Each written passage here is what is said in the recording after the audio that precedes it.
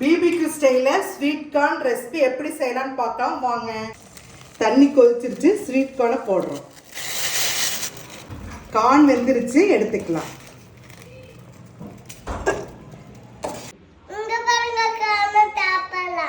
Corn fry பண்ணுறதுக்கு நம்ம இந்த பொருளாக போட்டுக்கணும். கார்ன்ஃப்ளவர் மாவு, பச்சரிசி மாவு, பெப்பர், உப்பு,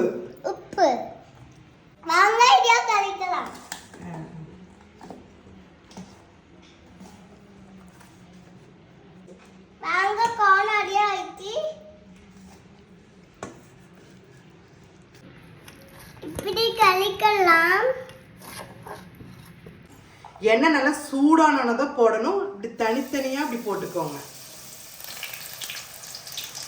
கார்ன் ஃப்ரை ரெடி ஆயிடுச்சு. இதே மாதிரி எல்லா கார்னையும் போட்டு எடுத்துக்கலாம். ஃப்ரை பண்ண கார்னில் லைட்டாக உப்பு தூவி விட்டுக்கலாம். லைட்டாக வரமிளகாத்தூள் உப்பு தூவிக்கலாம். ஆனியனும் கொத்தமல்லி தலையும் மேலான உப்பு தூவிக்கலாம். லெமன் லைட்டாக அப்படியே புளிஞ்சுக்கோங்க.